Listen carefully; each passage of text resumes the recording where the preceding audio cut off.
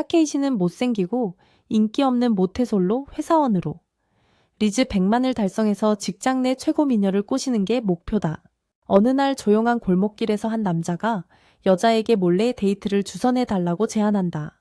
다음 날 아침, 한 여자가 친구에게 직장 내 연애에 대한 아침 방송을 봤는지 묻고 영업부의 다나카 씨와 인사부의 요시오카 씨의 비슷한 사례를 언급하며 둘이 분명히 사귀는 사이라고 말한다. 다른 친구는 층이 달라서 교류가 제한적이라며 심지어 똑같은 기념품을 사왔다고 한탄한다. 근처에서 28세인 타테이 씨는 조용히 일하고 있는데 32세인 시즈노가 갑자기 그에게 사내 연애 소문에 대해 어떻게 생각하는지 묻는다. 그는 아무 의견이 없다고 대답한다. 한편 뒷담화하는 사람들은 그 커플이 아마 한 달 정도 사귀었을 거라고 계속 말한다. 시즈노는 모르는 척하며 그 커플이 타테이 씨 앞에서 그렇게 대담해야 한다고 농담한다. 26세 마리아는 데이트하러 나가려고 회사에 겨우 나오는 이유를 이해 못하겠대. 뒷담화하는 사람들은 걸리는 게 오히려 그 커플을 더 흥분시킨다고 하네. 이 말을 들은 마리아는 둘이 쇼를 하는 것 같다고 말하고 다테이 씨는 불안해해. 시즈노가 결국 자기 자리로 돌아오고 28세 미스야도 자신만만하게 다테이 씨에게 다가가 영수증이 또 반려됐다고 불평해. 그는 조 감독님이 승인에 엄격해서 어쩔 수 없다고 설명해. 미스야는 회계 단계 담당자들이 속물이라고 화를 내지만 그녀의 불평에 관심 없는 다테이 씨는 영수증을 동료에게 돌려줘. 그녀는 떠나면서 그를 서류나 만지작거리는 사람이라고 조롱하며 회사 로봇이 될 거라고 넌지시 말하는데 그 말에 그는 진심으로 괴로워해. 마리아조차도 미스야의 말이 너무 심하다고 생각해. 특히 둘 다 입사 동기인데 말이야. 시즈노는 타테이시 씨와 불같은 성격의 아가씨가 좀 더 잘 지낼 수 있을 거라고 생각해요. 나중에 타테이시 씨가 집에 돌아오자 미츠야 씨가 직장에서 했던 말에 대해 사과하러 찾아와요. 그녀는 의심을 피하려고 일부러 그랬다고 인정해요. 두통을 앓고 있던 타테이시 씨는 그 일 때문에 해고될까봐 두려웠다고 고백하지만 미츠야 씨는 어색했던 이유가 최근에 바뀐 두 사람의 관계 때문이었다고 설명해요. 사귀기 시작한 지 하루밖에 안 됐거든요. 그가 정말이냐고 묻자 미츠야 씨는 그렇다고 확인해주고 공개적으로는 티격태격하지만 두 사람은 몰래 감정을 키워나가요.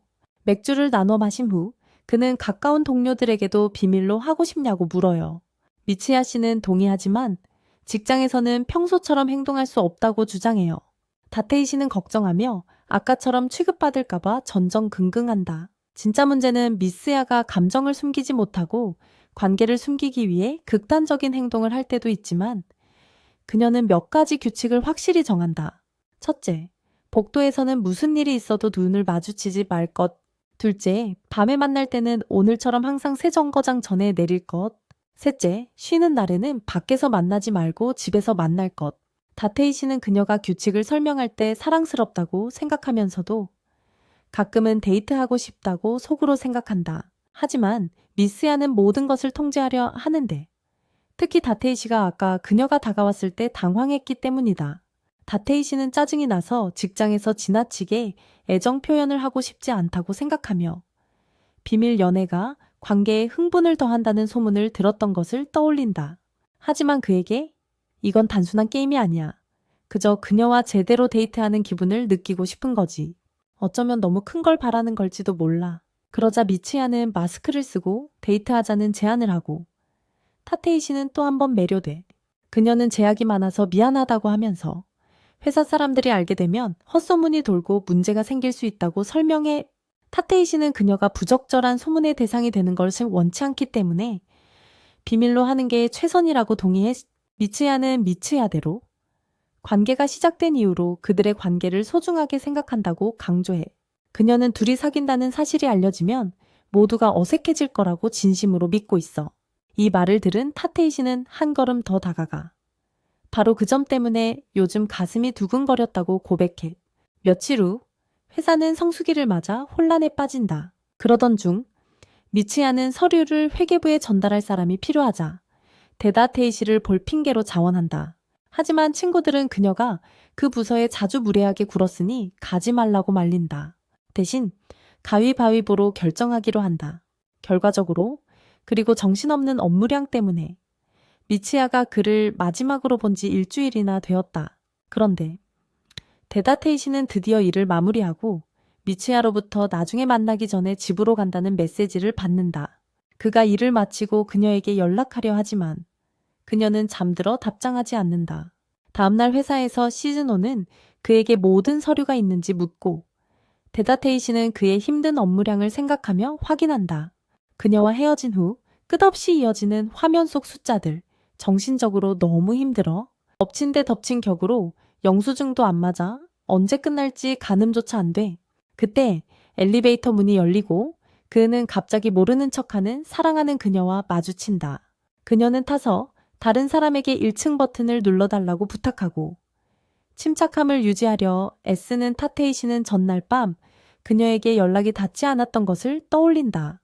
그녀는 이미 잠들어 있었고 나중에 깜빡 잠들어서 미안하다고 사과했다. 최근에 만났으니 그는 그녀가 원래 저렇게 침착한 건지 궁금해한다.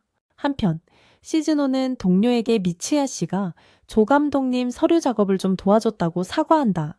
미치야는 괜찮다고 말하며 일이 잘 풀렸는지 묻는다. 동료분도 감독님이 체계를 잘 잡았다고 칭찬하셨대요. 시즈노 씨가 미치야 씨 칭찬하면서 타테이시 씨한테도 동의하냐고 묻네.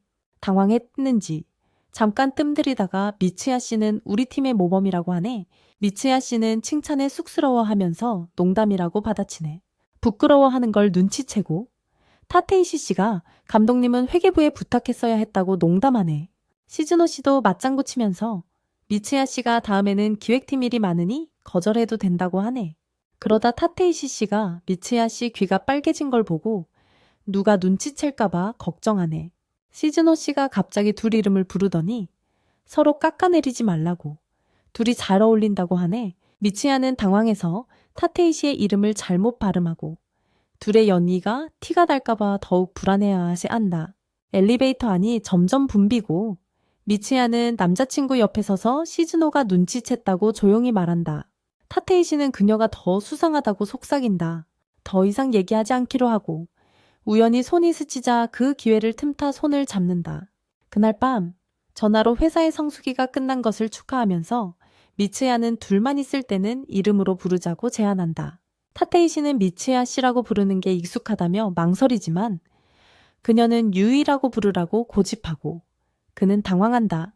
그가 바라던 바였지만 데이트하러 나가면서 그는 늦게 나왔다고 말하지만 도착하자 유이가 차려입은 모습에 기뻐한다. 오래 기다린 만큼 특별한 데이트라는데 어색하게 칭찬하는 그와 쑥스러워하는 그녀. 둘 다 자연스러워 보이려고 어색하게 행동한다. 영화가 궁금한 타테이시가 묻자 유이는 전에 정한 대로 아무거나 좋다고 한다. 분명 얘기했는데도 여전히 성으로 부르는 그녀 때문에 왜 이름으로 부르지 못하는지 잠시 논쟁이 벌어진다. 그 모습을 보며 타테이시는 마치 고등학생 커플 같다고 생각한다. 영화를 보는 동안 그는 늘 딱딱한 호칭 때문에 관계가 틀어질까 걱정한다. 6년 동안 특별한 일은 일어나지 않았다. 그는 유이와 의미 있는 관계가 시작되기를 그토록 바랐지만 이런 생각에 잠긴 와중에 영화는 무서운 장면으로 바뀌고 유이는 다급히 타테이시의 손을 잡습니다. 극장을 나선 두 사람은 저녁 식사 계획을 이야기하던 중 세이야라는 남자가 나타나 유이를 반갑게 맞이하고 유이도 오랜만이라며 따뜻하게 응대합니다. 타테이시는 눈에 띄고 싶지 않아 시선을 돌립니다. 세이야는 우연히 만난 것을 기념해 식사라도 하자고 제안하고 타테이시를 발견하자 그에게도 인사를 건넵니다. 타테이시는 세이야가 회사 초창기 시절 자신의 트레이너였고 미치야의 대학 선배로 그녀가 깊이 존경하는 사람이었다는 것을 떠올립니다. 세 사람은 함께 식사를 하러 가고 그 자리에서 세이야는 미치야가 신제품 경쟁을 주도한 것을 칭찬하며 타테이시의 질투심을 자극합니다. 세이야는 출장 때문에 이곳에 왔고 심심해서 극장에 들렀다고 설명합니다. 세이야가 눈치챌까봐 걱정된 타테이시와 미치야는 우연히 마주쳤다고 둘러댑니다. 타테이시는 세이야가 다른 지점에서 일하니까 상관없나 잠깐 생각하지만 유이가 꼬집으며 둘의 관계를 비밀로 하고 싶어 한다는 걸 분명히 한다. 나중에 세이야가 떠난 후 두 사람은 거짓말을 유지한 것을 자축한다. 유이는 타테이시에게 고맙다고 하면서 처음으로 그의 이름을 부르며 편해지기까지 시간이 좀 걸렸다고 설명한다. 그가 세이아의 이름을 쉽게 부르는 것에 대해 놀리자 유이는 대학에 스즈키가 3명이나 더 있었기 때문이라고 말한다.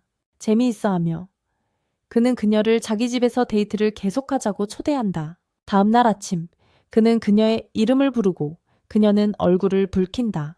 출근길에 그는 지하철에서 마리아와 마주치지만 유이가 먼저 알아채고 재빨리 다음 칸으로 갈아탄다. 며칠 후 두 사람은 몰래 만나는 동안 그저 아는 사이인 척 계속한다.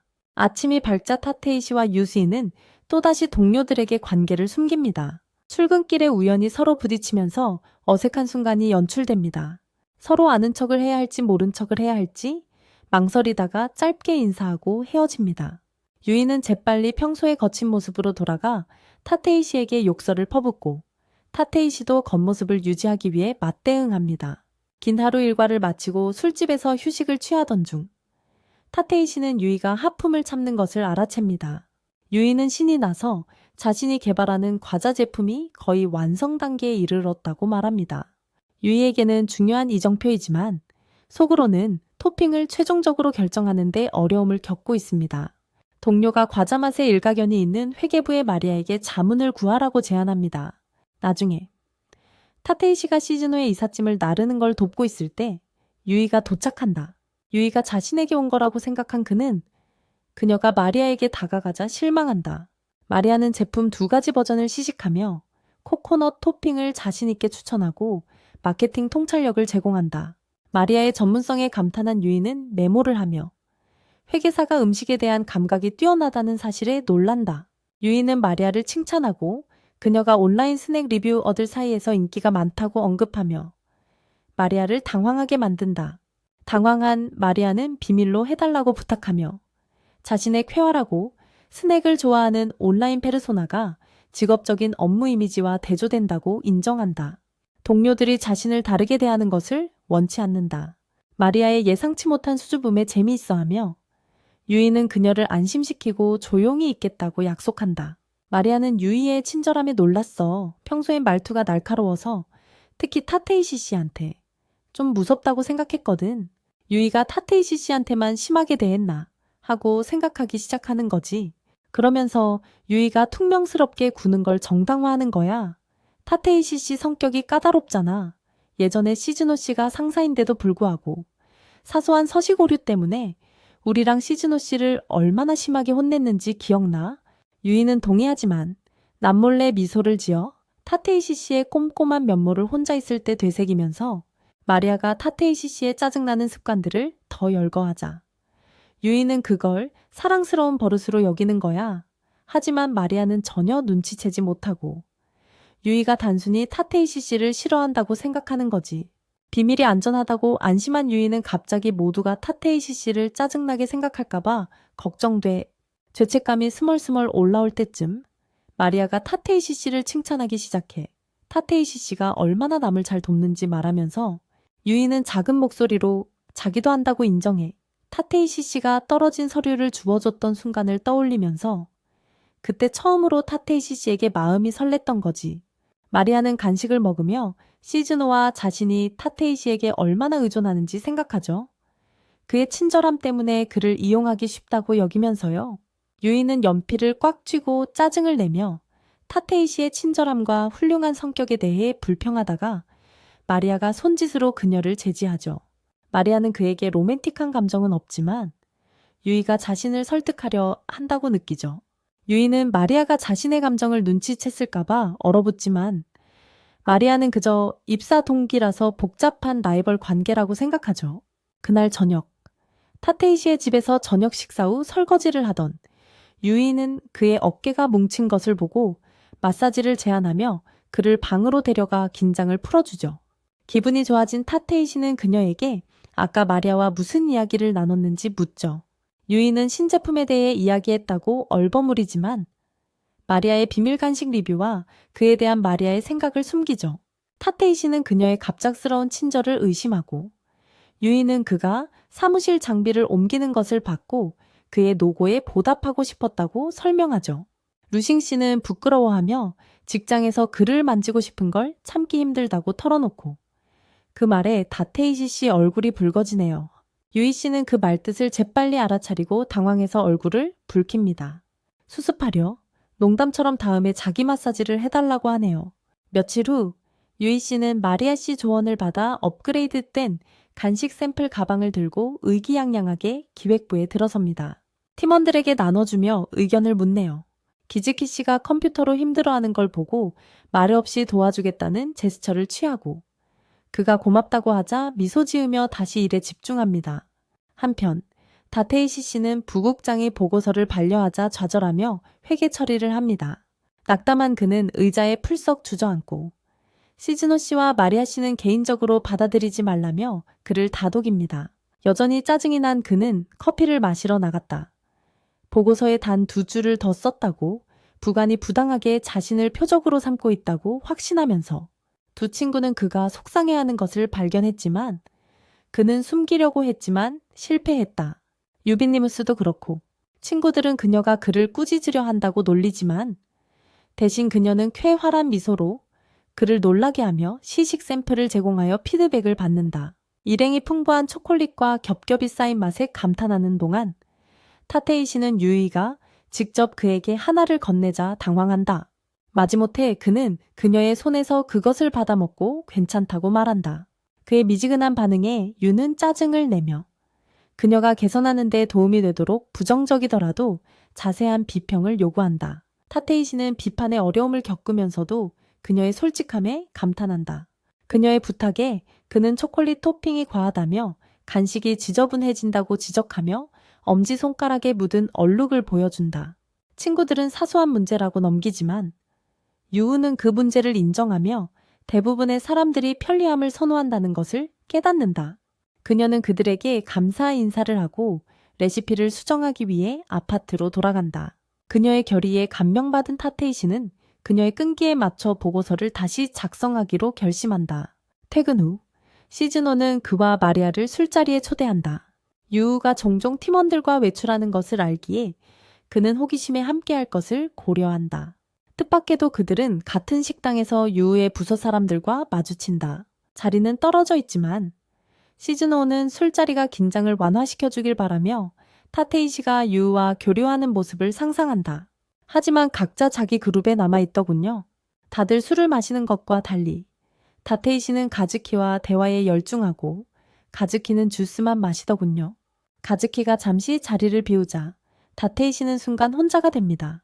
여자애들은 가즈키가 팀에 합류한 지 얼마 안 돼서 낯을 가리는 거라고 하더군요.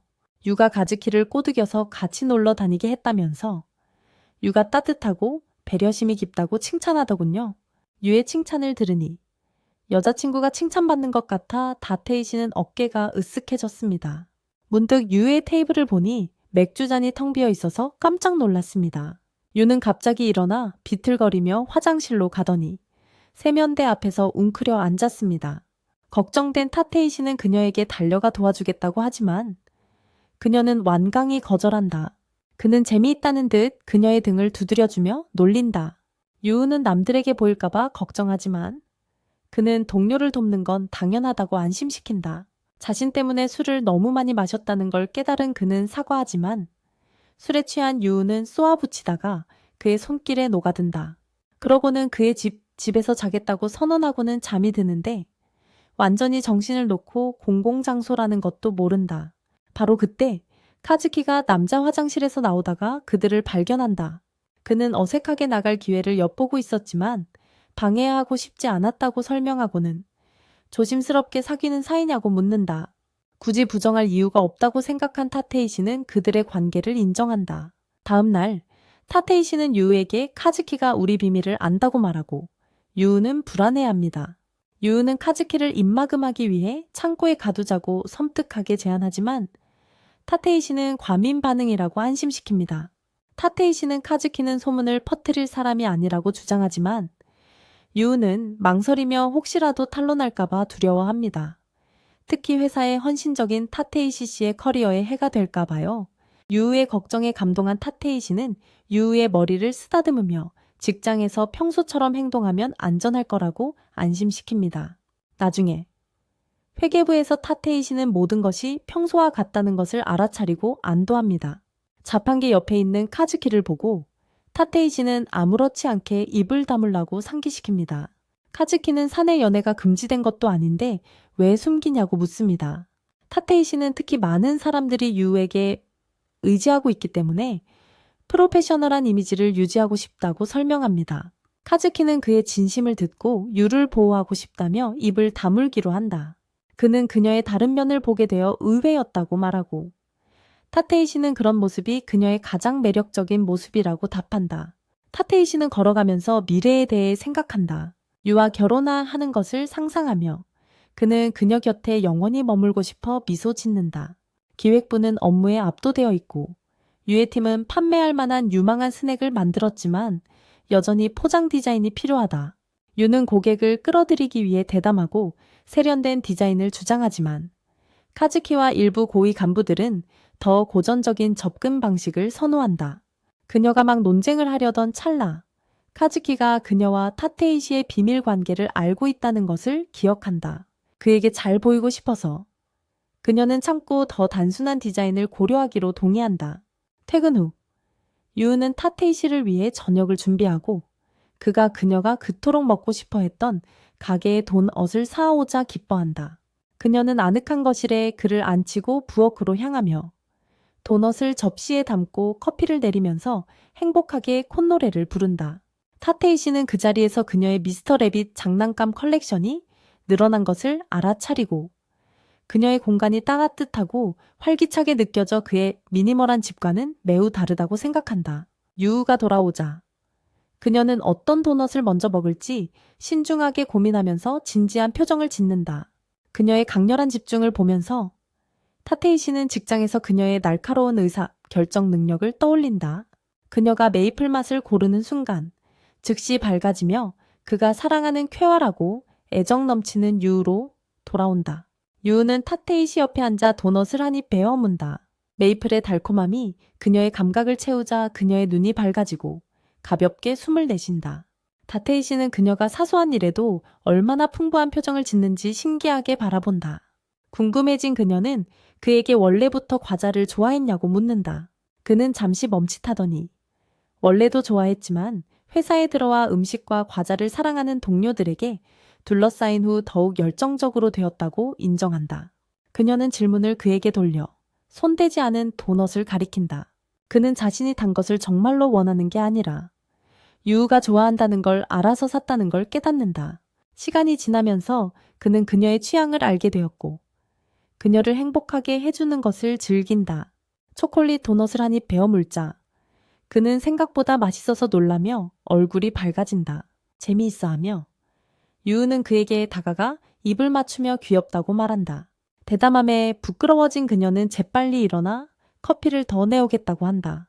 다테이 씨는 여전히 멍한 채 얼굴이 화끈거리는 걸 느끼지만 유의 새로운 모습을 볼 때마다 더욱 사랑에 빠지는 자신을 깨닫고 미소 짓는다.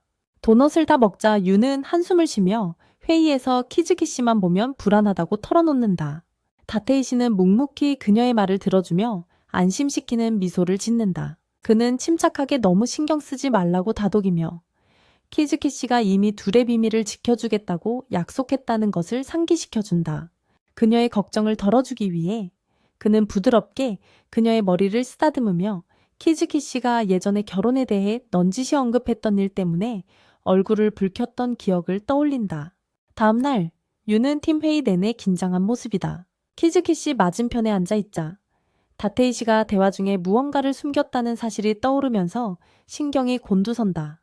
집중은 안 하고 키즈키가 뭘 하는지 계속 경계하며 힐끔거리고 있어. 동료가 신나서 천사 도넛에 푹 빠졌다고. 포장이 너무 귀엽다고 칭찬하는 바람에 생각은 끊겨. 유는 움찔해 방심했다는 걸 깨닫고 얼른 수습하려고 친구가 줬다고 둘러대. 말이 끝나자마자 불안감이 엄습해. 기즈키가 그 친구가 타테이 씨라는 걸 알아챌지도 몰라.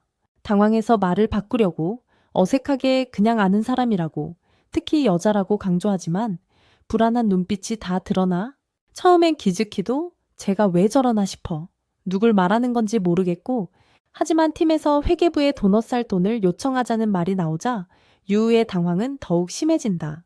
그녀의 허둥대는 반응을 보며 키즈키는 갑자기 모든 상황을 파악한다. 어설픈 변명은 오히려 더 티가 날 뿐이다. 키즈키는 한숨을 참으며 타테이시 씨와의 관계를 비밀로 유지하는 것이 생각보다 어렵다는 것을 깨닫는다. 설상가상으로 유우는 그가 비밀을 지킬 수 있을지 의심하는 것 같다. 둘 다 생각에 잠긴 사이 팀원 2명이 갑자기 과장과의 회의에 불려가고 유우와 키즈키에게는 산더미 같은 서류가 남겨진다. 어색한 침묵이 감도는 가운데 그들은 나란히 일을 한다. 긴장을 풀고 싶었던 유우는 가볍게 말을 건넨다. 하지만 키즈키의 짧은 대답에 그녀는 말끝을 흐려요. 기운이 빠진 그는 조용히 그녀에게 자신이 믿음직스럽지 않냐고 불안한 목소리로 물어보죠. 유는 자신의 행동이 그에게 오해를 줬을지도 모른다고 깨달아요.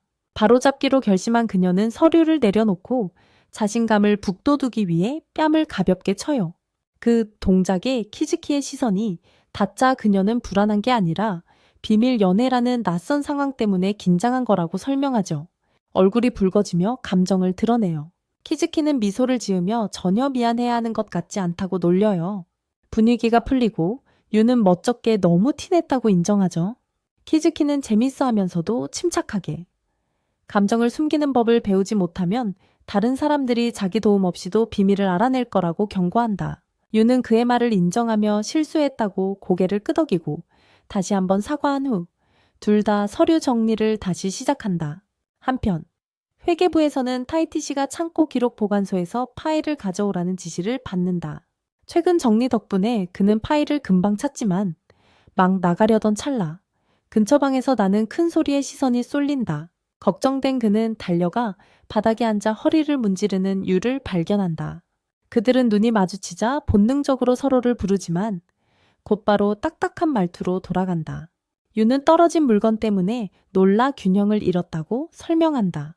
타이티 씨는 혼란스러운 기획부를 둘러보며 회계부의 질서정연함과는 극명한 대조를 이루는 모습에 저런 엉망진창 속에서 어떻게 일을 하는지 궁금해한다.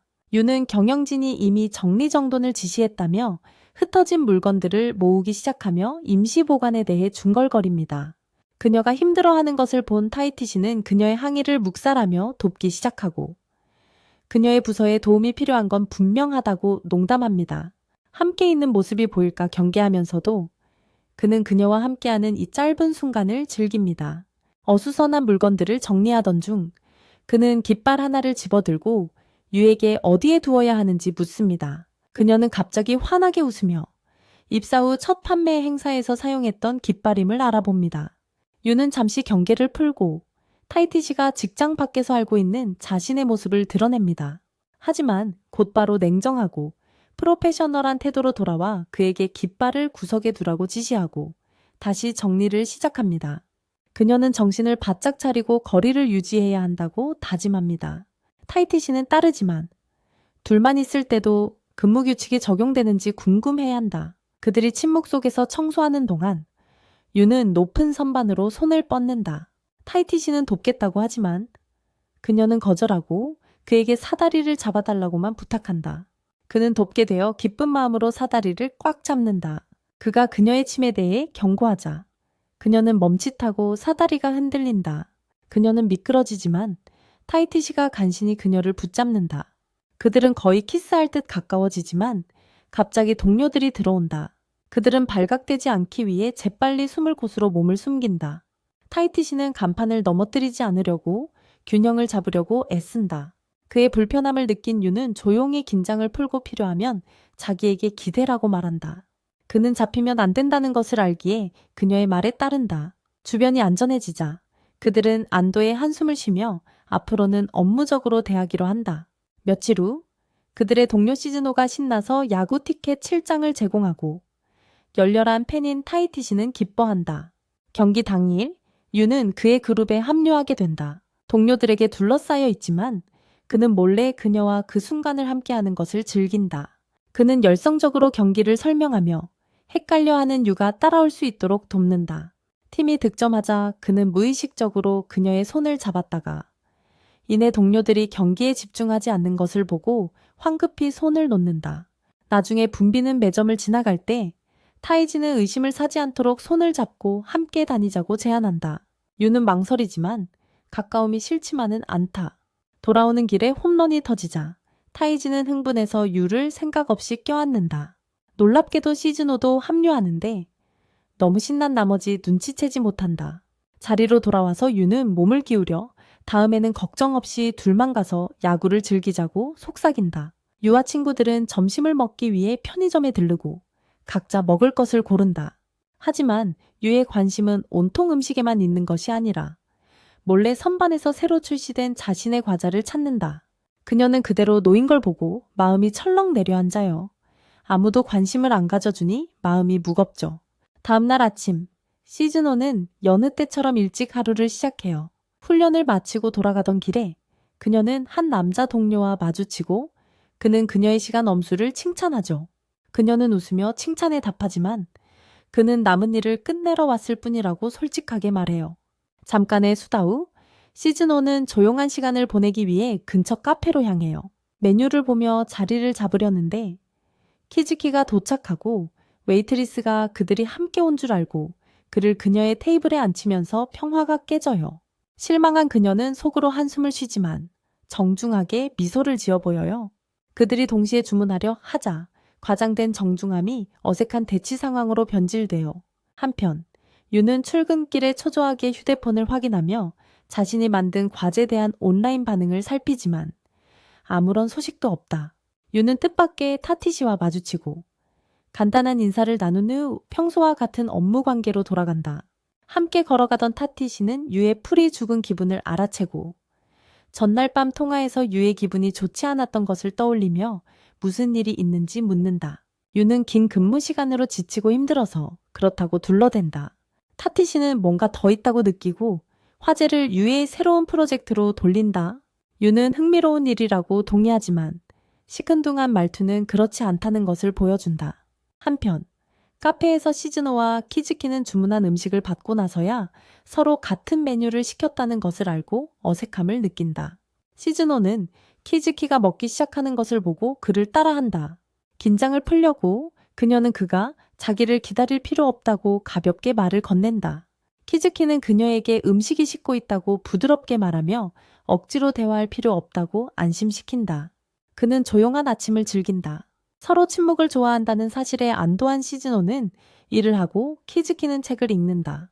그녀는 밥을 먹고 타자를 치면서 가끔씩 그를 힐끗 보며 그의 존재에 의외로 위안을 받는다. 얼마 후 키즈키는 책을 덮고 먼저 사무실로 가겠다고 말한다. 떠나기 전에 그는 아침 식사가 즐거웠고 그녀를 술고래로 생각했던 인식이 바뀌었다고 말한다. 시즈노는 깜짝 놀라며 그가 야구 경기장에서 그녀가 술에 취해 실수했던 순간을 언급하고 있다는 것을 깨닫는다. 불안감이 엄습하지만 답하기도 전에 그는 이미 가버렸다. 그녀는 한숨을 쉬고 그 말을 떨쳐내며 희미한 미소로 다시 업무에 집중한다. 사무실에서 유는 초조하게 자신의 제품 실적을 추적하는 웹페이지를 새로 고침한다. 마리아의 온라인 영향력을 이용했음에도 불구하고 여전히 반응이 없다. 다른 부서에서 성공적인 출시를 축하하는 소리를 듣자 그녀의 좌절감은 커진다. 낙담한 그녀는 자신의 제품은 단순한 리브랜드가 아닌 완전히 새로운 제품이므로 시간이 필요하다고 설명하는 이메일을 작성하기 시작한다. 생각에 잠겨있던 그녀는 갑자기 키즈키가 나타나 자료 입력을 위한 섹션 시트에서 서류 뭉치를 떨어뜨리자 깜짝 놀란다. 아무 말 없이 유는 떠나고 유는 좌절감에 휩싸인다. 일하면서 그녀의 짜증은 점점 쌓여간다. 그녀의 팀원들조차도 그녀의 프로젝트에 흥미가 없는 것 같다. 치하루가 초콜릿을 건네자 유는 신경질적으로 거절한다. 사무실은 조용해지고 그녀는 즉시 후회한다. 그날 저녁 유는 충동적으로 다이시의 집에 위로를 받으러 간다. 그는 그녀를 보고 눈에 띄게 놀란다. 특히 그녀가 완전히 지쳐 보였기 때문이다. 그는 망설임 없이 그녀를 맞이하고 음식과 음료를 준비하기 시작하지만 그의 걱정이 역력하다. 그가 그녀에게 맥주를 건네자 유는 즉시 과장님이 이미 꽉 찬 스케줄에도 불구하고 그녀에게 추가 업무를 떠넘겼다고 불평하기 시작한다. 사무실에서 아무도 자기 간식 출시를 알아주지 않는다며 점점 더 좌절감을 느끼죠. 다들 덜 혁신적인 다른 제품에만 너무 집중했어요. 자신이 만든 간식이 가게 진열대에서 먼지만 쌓고 있는 걸 보면서 마치 모든 노력이 헛수고였다는 듯 목소리가 커지네요. 결국 말문이 막히고 눈에는 눈물이 글썽거립니다. 그런 감정에 당황한 타이지는 그렇게 많은 노력을 쏟았으니 당연히 그런 기분이 들 거라고 부드럽게 위로합니다. 비록 눈에 잘 띄지 않더라도 부서 전체와 회사는 모든 제품의 성공을 중요하게 생각한다고 상기시켜주죠. 그녀의 간식 예산을 확보하기 위해 겪었던 어려움을 언급하며 팀 전체가 처음부터 그녀를 지지했고 감정을 더 솔직하게 표현하라고 격려합니다. 유는 타이지에게 벅차고 과소평가받는 느낌이라고 털어놓고 타이지는 그녀에게 과장님과 솔직하게 이야기하라고 격려합니다. 다음 날 그녀는 동료들에게 화해의 표시로 간식을 사기 위해 편의점에 들른다. 물건을 둘러보던 중 그녀는 두 학생이 그녀의 과자를 살지 말지 고민하는 소리를 듣는다. 그녀는 그들이 고민하는 모습을 지켜보며 가슴이 두근거리고 기쁘게도 그들은 그것을 장바구니에 넣기로 결정한다. 기쁨에 가득 찬 유는 마침내 인정받는 기분에 미소를 짓는다. 직장에 도착한 그녀는 활력이 넘치지만 오전 회의가 연이어 이어지자 점심시간이 되기도 전에 지쳐버린다. 친구들과 밥을 먹으면서 그들은 부서의 과도한 업무량에 대해 이야기하지만 맛있는 식사가 그것을 더 견딜만하게 해준다는데 동의한다. 유는 옆 테이블에서 타이지의 이름이 언급되는 것을 듣고 귀를 쫑긋 세운다. 듣지 않는 척하며 그녀는 여자애들이 그의 듬직함, 키, 매력에 대해 칭찬하는 소리에 귀를 기울인다. 하지만 그들의 감탄은 곧 맹목적인 애정처럼 느껴져 유는 불편함을 느낀다. 눈치 빠른 친구들도 태시가 매력적인 건 부정할 수 없다고 동의한다. 친구들의 말은 유의 불안감을 자극하고 잘 차려입은 여자애들을 힐끗 보며 태시와 함께 있을 때조차 자신의 수수한 모습과 꾸미지 않는 모습에 괴로워한다. 유는 자신이 태시의 관심을 끌기에 충분한 노력을 하고 있는지 의심하기 시작한다. 다음 날 저녁, 그는 곧바로 변화를 알아챈다. 그녀는 평소보다 훨씬 우아하게 차려입었고 차분한 태도는 그를 불안하게 만든다. 그가 묻기도 전에 유는 낭만적인 분위기를 연출하려는 듯 야릇한 어조로 방이 덥다고 말한다. 오해한 태시는 에어컨 온도를 낮출 뿐이다. 유는 굴하지 않고 다시 한번 은밀하게 관계를 갖고 싶어 한다. 하지만 그녀가 바라는 반응 대신 그는 언제든 솔직해도 된다고 안심시킨다. 그녀는 마침내 구내식당 여자애들이 그를 칭찬하는 것을 엿듣고 더 매력적으로 보이고 싶어서 불안했다고 고백한다. 미소를 지으며 그는 그녀만이 자신이 사랑하는 사람이라고 안심시키지만 속으로는 그녀의 인기를 걱정한다. 용기를 얻은 유는 과감하게 상의를 벗고 그에게 키스하며 그를 당황하게 만든다. 놀랐지만 그는 샤워를 못했다며 천천히 할 수 있는지 조심스럽게 묻지만 그녀는 그를 보살펴주고 싶다고 고집한다. 잠시 후 그녀는 너무 성급하게 행동했을지도 모른다는 생각에 당황한다. 그의 마음에 감동한 타이시는 그녀를 침대 위로 들어올려 그들의 연결을 음미한다. 다음 날 아침, 유우는 마이크 앞에서 있었던 일을 곱씹는다. 엘리베이터 안에서 치하루는 유우가 멍한 표정을 짓는 것을 보고 괜찮냐고 묻지만 유우는 대수롭지 않게 넘긴다.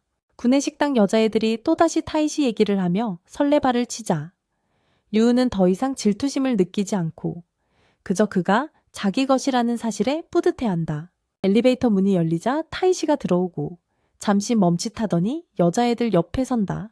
한 명이 신이 나서 그의 주말에 대해 이것저것 캐묻는다. 유우의 시선을 눈치챈 타이시는 무심하게 보통 여자친구와 함께 보낸다고 말한다. 사람들이 내리자 치하루는 유우를 돌아보며 놀란다. 유우는 쿨하게 그의 상냥한 성격을 생각하면 놀랄 일도 아니라고 말한다. 타이시는 사무실 전체가 여름 계획에 대한 활발한 대화로 휴가 분위기에 젖어드는 가운데 드물게 평온한 하루를 보낸다. 마리아는 곧 있을 나고야 여행에 들떠하고 시즈노는 붐비는 것을 싫어해서 휴가는 건너뛸 거라고 말한다.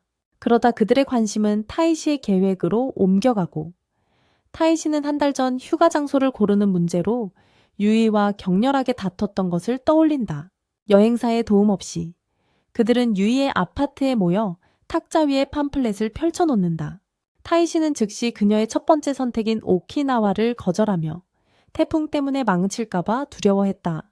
유이는 여전히 즐길 거리가 많다고 주장했지만 타이시는 그녀의 빡빡한 일정이 짧은 휴가에 너무 벅차다고 생각했다. 그는 온천, 경치 좋은 드라이브, 아늑한 화로가 있는 홋카이도로의 느긋한 여행을 선호했지만 유이는 그게 지루하게 들렸고 더 신나는 것을 갈망했다. 좌절한 타이시는 무심하게 그녀가 원하는 곳 어디든 갈 수 있다고 말했고 의도치 않게 무관심하게 들렸다. 유이는 갑작스레 짜증을 내며 둘 다 즐거울 만한 걸 정하지 못하면 여행을 취소하자고 했어요. 자신의 잘못을 깨달은 타이지는 얼른 유이의 손을 잡고 함께라면 어디든 상관없다고 안심시켰죠. 그러고는 조심스럽게 사실은 첫 여행이니 유이와 함께 노천탕을 즐기고 싶었다고 고백했어요. 솔직한 그의 말에 유이는 당황했고 짜증은 수줍음으로 바뀌었죠. 유이는 분위기를 풀려고 지금 여기서 같이 씻자고 장난스레 제안했어요. 그가 은근히 바라는 걸 알면서요. 비좁은 욕조에서 밀착하는 건 좋았지만 타이지는 넓은 호텔 욕조가 훨씬 좋을 거라고 생각했죠. 그러자 유이는 야마나시의 호텔에 가보자고 제안하며 완벽한 절충간이 될 수 있다고 암시했어요. 현재로 돌아와 타이지는 동료들에게 고향인 야마나시에 갈 계획이라고 말합니다. 퇴근 시간이 다가오자 유는 어서 집으로 가서 오랫동안 기다려온 여행짐을 쌀 생각에 서둘러 업무를 마무리한다. 막 퇴근하려던 찰나 타이시에게서 잘 있는지 문자가 온다. 유는 답장을 하려 하지만 답장을 보내기도 전에 사무실은 아수라장이 된다. 기획부에 문제가 생겨 모든 것이 엉망이 된 것이다. 이츠루는 유와 유키코에게 문제를 해결하기 위해 야근을 해야 한다고 알린다. 일찍 퇴근하려던 유의 희망은 순식간에 사라진다. 한편 타이시는 유에게서 아무 연락이 없자 점점 걱정하기 시작한다. 유는 제품을 배송 준비하는 데 집중하기 위해 가방에 휴대폰을 넣어둔 상태였다. 다가오는 마감에 이츠루는 압박감을 느끼고 유와 유키코는 그의 좌절감에 철야가 불가피하다는 걸 알게 돼요. 유는 휴가가 취소될 수도 있다는 생각에 마음이 무거워져요. 다이시가 이해해 줄 거라는 걸 알지만 실망감이 스며들죠. 그래도 유는 빨리 끝내려고 애쓰죠. 뜻밖에도 현장팀이 와서 도와준 덕분에 진행 속도가 빨라지고 다행히 모두 제 시간에 끝낼 수 있게 돼요. 유는 심지어 막차를 타고 집에 가요. 지쳤지만 의기양양하죠. 여름 휴가 계획은 안전해요. 집으로 걸어가는 유의 팔을 다이시가 갑자기 잡아요. 메시지에 답이 없자 걱정스러운 얼굴을 하고 있네요. 지친 그녀를 보자 걱정은 안도로 바뀌고 그는 부드럽게 그녀의 뺨을 감싸며 여행은 아직 유효하다고 조용히 안심시킨다. 유는 그의 손길에 기대며 미소 짓고 스트레스가 사라진다. 다음 날 아침 시즈노는 그녀가 가장 좋아하는 카페에서 평온한 시간을 즐긴다. 키즈키가 그녀에게 합류하고 그가 여름 성수기를 피해 가을 휴가를 가자고 하자 그녀는 조용한 연결감을 느낀다. 많은 말 없이 그들은 평화로운 이해를 나누며 함께 아침 식사를 즐긴다. 타이시와 유는 마침내 오랫동안 기다려온 여행을 떠나고 첫 번째 목적지는 주말에만 판매하는 물방울 떡을 파는 전통 디저트 가게이다. 유는 신나게 한 입 베어 물고 탱글탱글한 식감에 눈을 반짝이며 상쾌한 맛을 음미하며 얼굴에 기쁨의 미소가 번진다. 타이시는 따뜻하게 그녀를 바라보며 그녀와 함께 있다는 사실만으로도 행복을 느낀다. 고향인데도 유우랑 함께라서 모든 게 새롭고 설레는 기분이야. 유우는 그의 뺨에 묻은 걸 발견하고 손수건으로 닦아주는데 손을 떼기도 전에 근처 아이가 그걸 본다. 유우는 망설임 없이 타이시와 팔짱을 끼며 연인끼리는 흔한 일이라고 능글맞게 말한다. 하지만 달콤한 순간도 잠시 지역 방송국 리포터가 다가와 인터뷰를 요청하며 예상치 못한 상황이 벌어진다. 방금 전까지 용감했던 유우는 공개적으로 관계를 밝힐 생각에 갑자기 당황하며 도망친다. 다음 장소로 향하는 길에 타이시는 그녀에게 호들갑 떨었다고 놀리며 작은 지역 방송국이라 직장 사람들은 아무도 못 봤을 거라고 설명한다. 유우는 부끄러움에 툴툴거리지만 광활한 해바라기 밭에 도착하자 금세 풀린다. 너무 기쁜 그녀는 앞서 달려가 사진을 찍어대고 타이시는 뒤처져 그녀의 모습을 감상하며 만족한다. 타이시는 완전히 그녀에게 매료되어 이 순간이 최고라고 생각한다. 감정이 북받쳐 오른 그는 충동적으로 달려가 재빨리 키스하고 그녀는 예상치 못한 듯 당황한다. 하루가 끝나갈 무렵 그들은 개인 욕조가 딸린 아늑한 호텔에 체크인한다. 유는 그 사치가 아깝지 않다고 느끼며 흔치 않은 호사를 만끽하고 내일의 모험을 간절히 기대한다. 나중에 그들이 함께 휴식을 취할 때 타이 씨는 평소와 달리 수줍어하며 그녀에게 맥주를 건네고 몇 년 전 회사 연수 캠프를 회상한다. 그는 술 취한 동료들, 뒤치다꺼리를 하느라 둘만 남았던 밤을 상기시키며 그때 그녀에게 반했다고 고백한다. 그의 솔직함과 사랑스러운 눈빛에 유는 가슴이 두근거린다. 용기를 내어 그녀는 몸을 기울여 그에게 깊게 키스한다. 다음날 아침, 유는 침대에서 일어나기 싫어 태시에게 매달리며 그의 관심을 더 갈구한다. 룸서비스가 아침 식사를 가져오자 마침내 하루를 시작하게 될 때까지 그는 기꺼이 그녀의 부탁을 들어준다. 태시는 유를 데리고 시골을 돌아다니며 인기 있는 곳과 현지 음식을 보여준다. 유는 집에 가져갈 것과 자기가 먹을 것 사이에서 고민하며 필요 이상으로 신나게 간식을 산다. 돌아다니다가 유는 포도 값 한 대를 발견하고 태시는 긴장한다. 포도를 재배하고 판매하는 그의 가족의 것인지 궁금해하면서 유는 어쨌든 맛보고 싶어서 포도를 산다. 그들은 앉을 자리를 찾고 유가 포도 하나를 맛보자 눈이 휘둥그레지며 기뻐한다. 그녀의 기대를 뛰어넘는 달콤함이다. 포도송이 제일 위쪽의 포도를 맛보며 그녀는 각각 독특한 맛이 있다는 걸 알아차린다. 타이시는 자기네 집 포도가 훨씬 더 맛있다고 자랑한다. 유는 차분한 풍경을 바라보며 곰곰이 생각하다가 갑자기 다시 오고 싶다는 충동을 느낀다. 풍경과 음식 때문만이 아니라 타이시의 가족을 만나 그들의 포도를 맛보기 위해서 다음날 아침 그들은 상쾌하게 깨어나 여전히 시트 아래 엉켜 있다. 아침 식사 전 시간이 있자 그들은 또 다른 은밀한 시간을 가질까 생각하지만 유는 집으로 돌아가기 전에 마지막으로 개인 온천에 몸을 담그기로 한다. 따뜻한 물에 몸을 담그며 그녀는 여행이 더 오래 지속되기를 바라지만 활력을 되찾고 일에 착수할 준비가 되었다고 느낀다. 타이 씨는 그녀의 말을 듣고 미소를 지으며 그녀의 생각을 기다리는 그녀를 보며 헌신적인 모습에 감탄한다. 승진을 빨리 하고 싶어서 더 높은 자격증 시험을 볼까 고민 중이라며 잠시 머뭇거리네요. 그의 포부에 유우의 눈이 반짝이더니 좋은 생각이 떠올랐나 봐요. 내년에 목표를 세워서 내기에서 지는 사람이 다음 야마나시 여행 비용을 내자고 제안하네요. 타이 씨는 시험이 얼마나 어려운지 따지려 하지만 유우의 열정에 설득당해 결국 동의하고 이 순간을 즐기며 내년을 기대하기로 해요. 사무실에 돌아오니 약간 그을린 그의 피부에 동료들이 시선이 가지만 별다른 질문은 하지 않네요. 나고야에서 돌아온 마리아는 그에게 간식을 나눠주고 놀랍게도 유우에게도 간식을 주면서 뜻밖의 연결고리를 암시하네요. 타이 씨는 유우가 분명 마리아에게 야마나시 기념품을 줄 거라고 생각하며 당황해요. 마리아가 야마나시 과자를 나눠주며 유우가 야마나시 여행에 대해 신나게 이야기했고 심지어 가볼 만한 곳도 추천해줬다고 말하자 그의 두려움은 현실이 되네요. 태시 씨는 유 씨의 말을 들으며 수줍은 미소를 지었습니다. 유 씨가 함께한 시간을 정말 즐거워했다는 사실에 뿌듯함을 느꼈거든요. 태시 씨는 앞으로도 열심히 일해서 유 씨와 더 많은 추억을 만들어야겠다고 다짐했습니다. 어느 날 저녁, 유 씨와 태시 씨는 식탁에 마주 앉아 각자의 일에 몰두했습니다. 두 사람 모두 오래 이루고 싶은 목표가 뚜렷했고 목표 달성을 위해 최선을 다하고 있었습니다.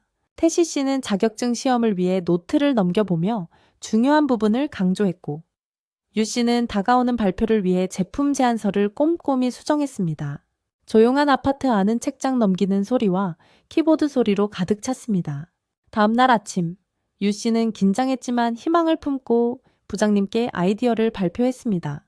다행히 긍정적인 피드백을 받았고 수정할 부분은 있었지만 유 씨는 자신의 발전에 자부심을 느꼈습니다. 격려를 받은 그녀는 발전을 위해 계속 노력하기로 결심한다. 회의에 참석하러 가던 중 동료들이 신입 직원의 성공적인 제품에 대해 칭찬하는 소리를 듣게 된다. 순간 의구심이 들지만 그녀는 작은 발전이라도 의미가 있다는 것을 스스로에게 상기시킨다. 유와 이치로는 사업 개발부와의 회의에 들어간다. 유는 자신의 프로젝트를 적극적으로 추진하고 싶어 하지만 이치로는 그 논의를 몹시 싫어하며 신음한다. 그는 사업개발부 대표인 히로미와 사이가 좋지 않은데 히로미는 날카로운 직감과 직설적인 화법으로 유명한 전직 영업 스타이다. 회의가 시작되자 이 히로미는 즉시 본론으로 들어간다. 그는 기획부의 데이터를 빠르게 검토하고 너무 복잡하다고 직설적으로 말한다. 단호한 어조로 그는 필요한 개선 사항을 설명하며 그들에게 업무 과정을 간소화하라고 주장한다. 유는 경외심을 가지고 바라본다. 히로미와 함께 일하는 건 처음인데 그의 결단력이 그녀에게 깊은 인상을 준다. 하지만 이치로는 시스템이 정확하고 효율적이라며 반박한다. 히로미는 완강하게 비효율적인 부분을 지적하며 특정 단계를 불필요하다고 일축한다. 논쟁이 격화되던 중 이치로는 갑자기 전화를 받으러 자리를 비우고 유는 히로미와 단둘이 남게 된다. 그 다음에 벌어진 일은 그녀를 당황하게 만든다. 히로미가 그녀에게 신규 사업 개발 부서 자리를 제안한다. 그는 자기 팀의 새로운 인재가 절실하고 최근 제안서가 눈에 띄었다고 설명합니다. 기획부에서는 경쟁이 치열해서 그녀의 노력이 몇 년 동안 눈에 띄지 않을 수도 있습니다. 하지만 그의 부서에서는 즉각적인 영향을 미치고 마땅히 받아야 할 인정을 받을 수 있습니다. 위는 충격적인 침묵 속에서 듣고 이것이 단순한 제안이 아니라는 것을 깨닫습니다. 그녀의 경력을 재정해야 할 기회인 거죠. 부서를 옮기는 것에 압도된 위는 결정을 내리는데 어려움을 겪습니다. 퇴근 후 그녀는 타이시와 함께 백화점을 방문하고 그곳에는 신규 사업 개발팀의 제품이 전시되어 있습니다. 타이시는 제품을 시식한 후 몰려드는 인파와 언론에 놀랍니다. 유는 이번 부서에 관심을 끄는 게 큰 성과라는 걸 알지만 마음이 복잡해. 제품이 정말 훌륭해서 자기가 늘 보던 것과는 차원이 달라. 초콜릿 상자를 들고 있자니 의심이 스멀스멀 피어올라. 부서 이동은 새로운 도전과 인정을 약속하지만 지금 역할을 떠나는 건 목표와 동료들을 버리는 것 같아. 게다가 부서를 옮기면 타이시와 한내기도 무효가 된다는 걸 깨달아 점점 혼란스러워질 때 타이시가 장난스럽게 볼을 꼬집으며 정신을 번쩍 들게 해. 타인의 시선에 얽매이지 말고 진정으로 원하는 것에 집중하라고 상기시켜줘. 머리를 쓰다듬어주며 위로하고는 이제 가자고 신호를 보내. 더 얘기하다간 막차를 놓칠 수도 있으니까. 정거장까지 침묵 속의 산책은 불안한 마음을 가라앉히는데 별 도움이 되지 못한다. 다음날 아침, 그녀는 발표 중에 평소처럼 활기찬 모습을 보이며 미래에 대한 불확실성에 마음이 흔들리는 와중에도 집중력을 유지한다. 그녀의 미묘한 태도 변화가 눈에 띄지만 속마음을 드러내고 싶지 않아 걱정을 일축한다. 하루가 지나면서 그녀의 기획부 업무의 무게가 더욱 분명해진다. 업무량은 많고 그녀는 자신의 제안을 추진하고 싶지만 더 시급한 일들이 관심을 요구한다. 부서를 바꾸는 것이 진정으로 관심을 갖는 프로젝트를 추진할 자유를 줄 수 있다는 생각이 든다. 다음날 아침, 히로미로부터 예상치 못한 이메일이 도착한다. 그녀의 프로젝트를 위한 분석과 귀중한 통찰력이 담긴 방대한 자료였다. 미처 상황을 파악하기도 전에 전화벨 소리가 그녀를 현실로 불러들입니다. 전날 잊고 있었던 업무 때문에 진행 중인 프로젝트가 지연된 겁니다. 부장실로 불려간 그녀는 회사 생활 6년 만에 이런 실수를 했다는 사실에 수치심을 느낍니다. 사무실을 나서자 동료들이 격려의 미소를 보내고 그들의 응원에 그녀는 기운을 차립니다. 하지만 여전히 마음 한구석에는 의구심이 남습니다. 자신의 우유부단함이 불필요한 실수로 이어져 자신의 발전뿐만 아니라 팀의 효율성에도 영향을 미치고 있는 건 아닐까. 고민에 짓눌린 유는 그날 저녁 집중하기 힘들어합니다. 위로를 받고 싶었던 그녀는 충동적으로 타다이시를 찾아가 직장에서의 실수에 대한 답답함을 토로합니다. 그녀는 끔찍했던 그 날을 잊게 해달라고 그에게 애원하지만 그의 품 안에서도 걱정은 가시질 않아요. 어딜 가든 똑같은 의심과 고뇌를 안고 살아갈까봐 두려운 거죠. 그런 그녀의 괴로움을 눈치챈 타다이시는 장난스레 그녀의 머리를 헝클며 행동을 되돌아본다는 건 이미 발전하고 있다는 증거라고 다독여줍니다. 진정된 그녀를 그는 역까지 데려다 주지만 묻고 가라는 제안도 하죠. 그녀는 내일 해야 할 일이 있다며 거절합니다. 늦은 시간에 찾아온 것에 대해 사과하는 그녀에게 그는 따뜻한 미소로 언제든 환영이라고 말해줍니다. 다음날 아침, 유는 뜻밖에도 히로미와 마주칩니다. 그는 망설임 없이 그녀에게 사업개발부로의 정근을 고려해 봤는지 묻고 결정을 내리는데 도움이 될 만한 세미나에 초대합니다. 유가 대답하기도 전에 이노우에는 그녀 손에 있는 제안서를 놓치고 그것에 대해 묻는다. 유는 마감일을 놓쳤다고 인정하며 포기하려 하지만 히로미는 좋은 아이디어는 시기에 상관없이 가치가 있다고 주장한다. 유가 망설이자 그는 겁쟁이라고 부르며 직설적으로 접근한다. 그 말에 유는 마음이 아프지만 동시에 무언가가 불타오른다. 그의 말이 틀렸다는 것을 증명하기로 결심한 유는 용기를 내어 곧장 과장실로 향한다. 예상대로 과장은 의심스러워한다. 유가 요청받은 수정사항을 완료하지 않았고 그녀의 업무량으로는 새로운 프로젝트를 맡는 것이 비현실적이라고 생각한다. 하지만 처음으로 유는 확고하게 맞선다. 그녀는 제안서를 진행하면서 수정할 수 있다고 주장하며 프로젝트를 이끌 준비가 되었다고 합니다. 심호흡을 하고 드디어 속마음을 털어놓습니다. 그녀는 현재 업무보다 이 제안서에 집중하고 싶어 합니다. 과장은 그녀를 유심히 보더니 그녀의 성실함을 인정하며 그녀가 현재 업무에 만족하는 줄 알았다고 설명합니다. 그녀의 야망을 본 과장은 제안서를 고려해 보겠다고 동의하고 심지어 그녀의 업무도 조정해 주겠다고 제안합니다. 안도감과 흥분으로 빛나는 눈으로 유우는 자리로 돌아오고 모든 것을 지켜본 치하루는 그녀를 축하해 줍니다. 자리에 앉으며 그녀는 숨을 고릅니다. 드디어 스스로를 위해 일어선 것입니다. 히로미가 그녀를 밀어주기 위해 이 순간을 계획했을 가능성이 있다는 것을 깨닫습니다. 그의 도전에 그녀는 망설임과 마주하고 선택을 해야 했죠. 그날 저녁, 그녀는 사업개발부의 신제품 케이크 한 조각을 맛보며 스스로에게 보상을 합니다. 풍부한 맛이 입안에서 녹아내리자 새로운 결의가 그녀를 사로잡습니다. 다음 날, 그녀는 히로미를 찾아가 과거의 행동에 대해 사과하며 그가 도우려 했을 뿐인데 무시했다고 인정합니다. 그녀는 정식으로 그의 정은 제안을 거절하고 대신 기획부에서 신제품 출시에 집중하기로 합니다. 하지만 그녀는 그의 팀의 전문 지식을 배우고 싶다며 세미나에 참여하고 싶다고 말해 그를 놀라게 합니다. 유는 자신의 접근 방식의 결함을 깨닫게 해준 히로미의 통찰력에 대해 솔직하게 인정하며 그의 체계적인 방법을 존경합니다. 히로미는 재미있어 하면서도 단호하게 그녀가 그의 부서의 지식으로부터 이익을 얻는다면 그 또한 그녀의 부서가 제공하는 것을 이용할 것이라고 말합니다. 고된 한 주를 보낸 유와 타다시는 돌로 된 온천에서 피로를 풀며 따뜻함에 몸을 맡긴다. 그녀가 편안해하는 모습을 보며 타다시는 만족감을 느낀다. 유는 평소의 일에 몰두하는 모습에서 벗어나 애정 넘치고 장난기 가득한 모습으로 변하며 그가 진정한 힐링의 원천이라고 놀린다. 어느 날 저녁, 유와 타다시는 데이트를 계획하지만 유는 갑작스러운 프로젝트에 발목이 잡힌다. 시간이 남은 타다시는 기다리지 않고 작은 달꼬치 가게로 향해 술과 음식을 즐기기로 한다.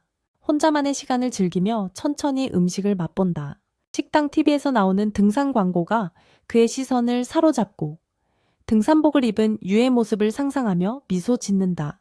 그는 재빨리 생각을 떨쳐내며 혼자만의 시간에 여자친구를 생각하는 자신을 나무란다. 그의 관심은 남자들이 아내에 대해 불평하는 소리를 듣게 되면서 다른 곳으로 향한다. 다케이 씨는 그가 미래의 배우자에게도 똑같이 느낄지 궁금해하지만 그는 유 씨와 함께 그녀의 미소를 보며 집에 돌아오는 것과 같은 소박한 기쁨으로 가득 찬 따뜻한 삶을 상상합니다. 갑자기 한 남자가 아내에게서 전화를 받고 서둘러 그녀를 만나러 가자 그의 친구들은 불평하면서도 그가 가장 헌신적인 남편이라고 놀립니다. 다케이 씨는 사랑이 예상치 못한 방식으로 지속된다는 것을 깨닫고 미소 짓습니다. 1시간 후, 그는 역에서 유 씨를 만나고 그녀는 피곤해 보이지만 그를 보자 얼굴이 밝아집니다. 하지만 그녀는 그의 몸에서 희미한 술 냄새를 맡고 미소가 사라집니다. 그녀는 그날 밤 그와 술을 마시기를 얼마나 고대했는지 말하며 뾰로통해합니다. 다케이 씨는 그녀에게 원하는 것은 무엇이든 사주겠다고 제안하고 유 씨의 기분은 즉시 밝아집니다. 그녀는 호화로운 것, 와인, 치즈, 그리고 마무리를 위한 진한 디저트를 요구합니다. 식사를 마치고 유우는 만족한 듯 거리를 걸으며 크리스마스 장식을 구경한다. 유우가 가게 쇼윈도 앞에 멈춰 섬세한 액세서리를 구경하자 타케이는 유우를 바라보며 사귄 지 벌써 6개월이나 되었다는 걸 깨닫는다. 집으로 가는 기차 안에서 타케이는 여자애들이 남자친구가 기념일에 얼마나 멋진 이벤트를 해줬는지 자랑하는 이야기를 듣게 된다.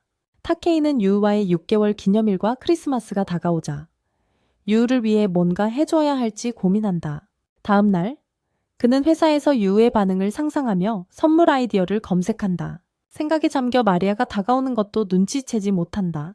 마리아는 그를 기분 좋게 만든 게 뭐냐고 묻고, 그는 당황하며 마리아에게 어떤 깜짝 선물을 받고 싶냐고 되묻는다. 그의 질문은 마리아야의 의심을 더욱 키우고, 마리아와 시즈노는 서로 의미심장한 눈빛을 주고받는다. 그날 저녁, 유우와 함께 휴식을 취하던 타다시는 그녀가 액세서리를 많이 착용하지 않는다는 걸 알아채고, 귀걸이나 목걸이, 반지 같은 걸 하면 얼마나 귀여울까 상상한다. 유우가 화장실에 간 사이, 타다시는 완벽한 선물을 찾기 위해 휴대폰을 검색할 기회를 잡는다. 그녀가 예상치 못하게 돌아와 그를 깜짝 놀라게 한다. 그는 재빨리 화면을 잠그고 당황한 마음을 진정시키며 자연스럽게 보이려 애쓴다. 그의 비밀을 모르는 유우는 그에게 토요일에 열리는 디저트 행사에 초대한다.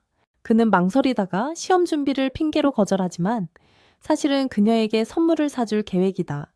그 주말, 타다시는 보석을 찾아 전문점을 방문한다. 너무나 다양한 반지, 팔찌, 목걸이 종류에 압도당한 그의 망설임을 눈치챈 판매원이 다가와 도움을 제안한다.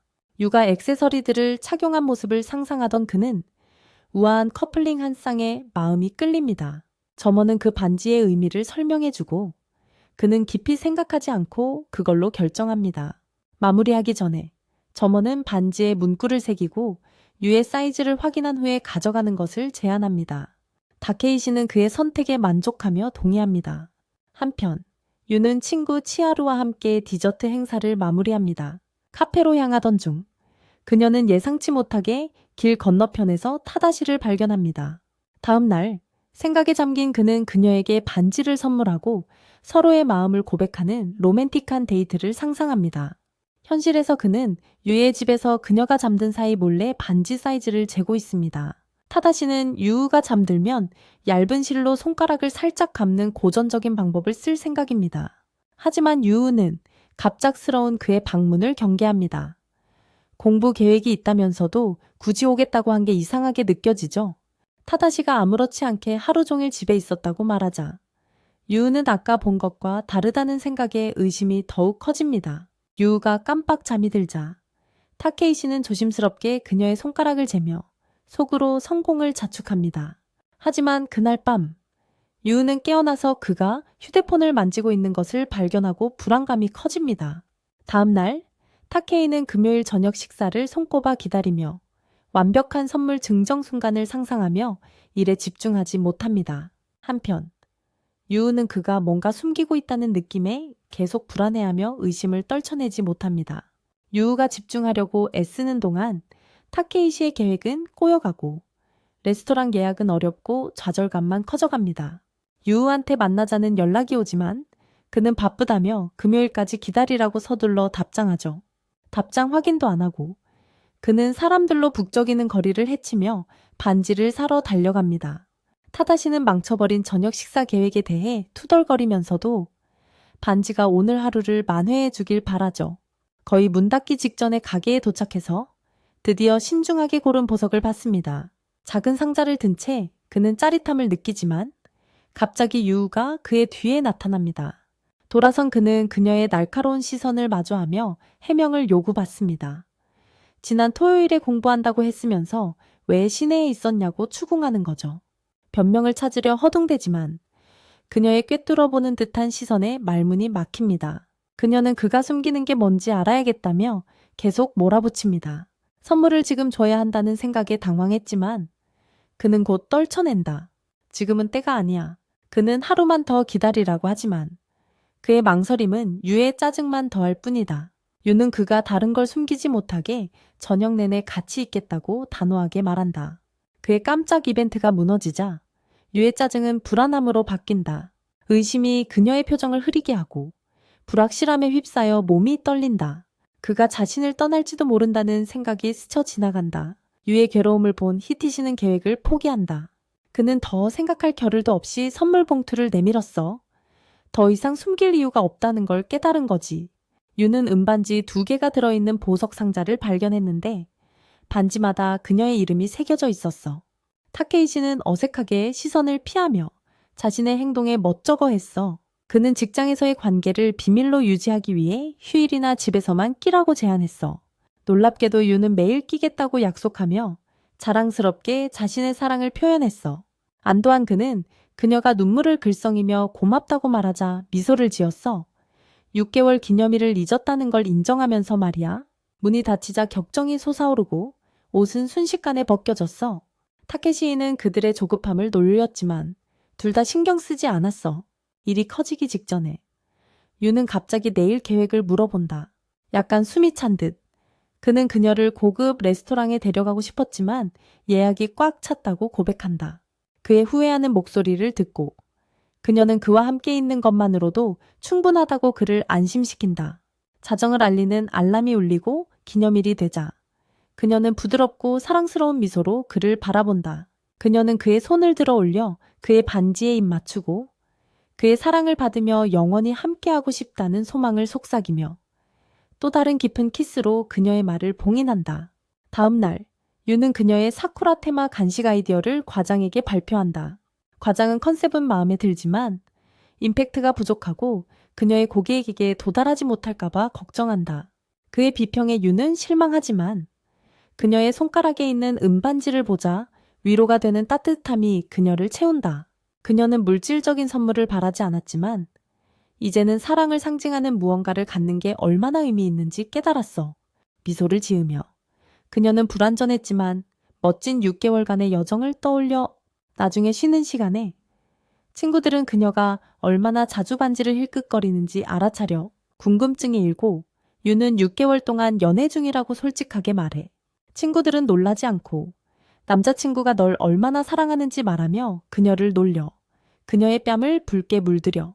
유는 기분이 좋아져 데츠시의 정체를 비밀로 하지만 그녀의 관계에 대해 솔직하게 이야기하게 되어 기뻐.